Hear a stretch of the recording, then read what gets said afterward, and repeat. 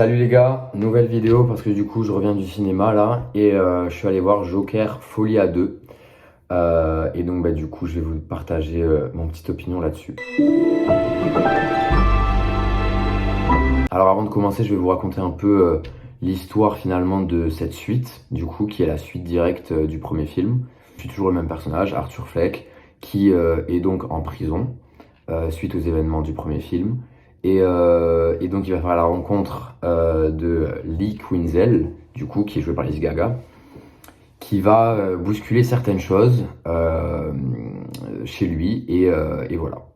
Déjà, il faut savoir que j'avais adoré le 1, hein, vraiment j'avais, comme beaucoup de gens, hein, mais je l'avais vraiment surkiffé.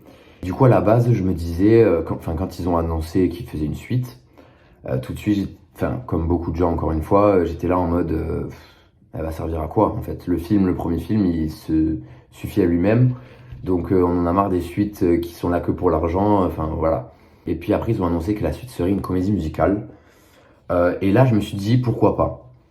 Parce que du coup, voilà, faire le premier film, refaire, pardon, le premier film une deuxième fois, ça sert à rien.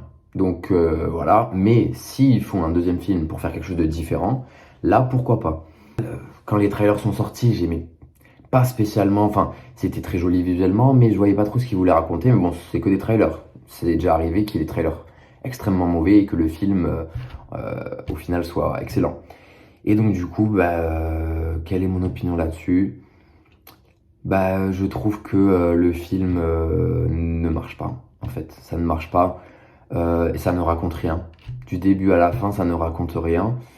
Donc, en fait, mes craintes que j'avais vis-à-vis de cette suite inutile et seulement là pour l'argent, elles se sont avérées être vraies parce que du coup, tout le long, on n'en apprend pas forcément plus sur le personnage d'Arthur Fleck.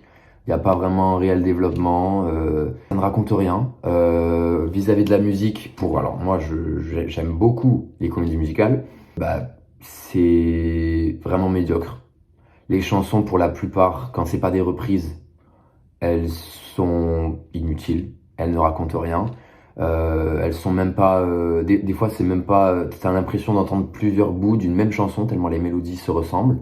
Alors, il y a deux, trois séquences musicales que je peux retenir et qui sont un petit peu créatives, mais le taux de créativité du film est vraiment, vraiment, vraiment bas. Ça recycle des aspects du premier film et en plus elle les recycle mais d'une manière très mauvaise. Donc ça ne sauve pas pour autant le film. Joaquin Phoenix est toujours bon dans le film.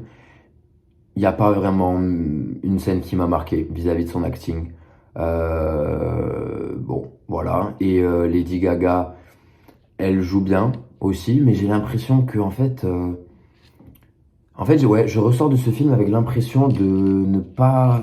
J'ai l'impression qu'il n'y a pas une scène qui lui permet de prouver, entre guillemets, son talent d'acting. Elle chante plus qu'elle ne parle. C'est à se demander si le réalisateur ne l'a choisi que pour ses talents vocaux. Et peut-être qu'il pensait qu'en mettant une chanteuse incroyable, avec une voix incroyable, ça passerait, mais non, ça ne passe pas du coup. Le film est tellement vide, en fait, que je ne sais même pas quoi dire de plus. Il y a quelques scènes durant le procès d'Arthur Fleck qui sont pas mal. Voilà, c'est pas un spoil, ça a été annoncé que du coup le film se déroulait juste peu de temps avant son procès. Donc du coup, ouais, il y a quelques scènes durant le procès qui sont pas mal. Mais dans la globalité, c'est vraiment, vraiment... on n'en retient rien. On n'en retient rien. Ouais, je pense que le réalisateur en fait a pris un peu la grosse tête après Joker. Après qu'on lui ait tous dit que son film était culte et que voilà, il s'est peut-être senti un peu intouchable dans un sens où il s'est inventé une carrière je sais pas, de metteur en scène. Mais non, ce film prouve qu'il ne sait pas mettre en scène les situations, il ne sait encore moins mettre en scène la musique. C'est une comédie musicale réalisée par un mec qui ne sait rien des comédies musicales. Voilà, c'est à la limite, il est fan de Lady Gaga, mais c'est tout ce qu'il est. Surtout, ouais, comme je l'ai dit au début de la vidéo, moi j'aime énormément de comédies musicales. West Side Story de Spielberg, légendaire. In the Heights, légendaire. Les Misérables, j'avais adoré. Cette année, Emilia Pérez, incroyable. Et là, ben, non, ça ne marche pas. Les chansons, justement, ils ont dit durant la promo que les chansons servaient à véhiculer des messages qu'ils ne pouvaient transmettre par la parole. Ben, moi, j'attendais que ben, via les chansons, ils transmettent et ils véhiculent certains éléments qu'ils ne pouvaient pas transmettre dans un scénario. Ils n'ont rien transmis. Ils n'ont rien transmis. Les émotions d'Arthur Fleck, on les perçoit pas mieux à travers les chansons. À part peut-être on voit un peu plus sa folie, mais non, non, même pas en fait. C'est juste des situations inutiles parce qu'il y a plein de scènes musicales qui sont que des illusions qui se passent dans sa tête. Donc ça ne fait pas avancer le propos, en fait, ça ne fait pas avancer le plot. Au pire, fallait juste faire un film où c'était Arthur Fleck qui était en plein rêve. Et voilà, peut-être ça aurait été mieux, je sais pas. Franchement, je sais même pas pourquoi Joaquin Phoenix a signé pour faire cette suite. Enfin, si ce n'est son salaire. Mais franchement, je les imagine en train de lire le scénario. Je peux pas croire qu'ils se sont dit, en lisant le scénario, putain, on tient quelque chose là. Genre, c'est pas possible. Ce n'est pas possible. C'est une suite insultante au premier film, si on parle niveau qualité, évidemment. C'est... Dans 10 ans, on retiendra le premier Joker, mais j'espère qu'on ne retiendra pas cette suite, parce que ça ne met pas du tout cette duologie en valeur. C'est mieux si on retient le Joker comme un film unique. Le Joker. Et point à la ligne. Enfin, Folia 2, c'est pas un film que j'ai envie de me rappeler dans les années à venir. Je préfère qu'on garde Joker à part de cette suite vraiment médiocre. Et pour être très honnête, bon, le budget a été considérablement augmenté pour cette suite. Je crois que ça, c'est des valeurs mais vraiment astronomiques, genre plus de, je crois que c'est 200 millions de dollars si je dis pas de bêtises, mais voilà. Et en comparaison avec le premier film qui avait un budget tellement bas, eh ben, pour être très honnête, je trouve visuellement le premier film plus beau que cette suite.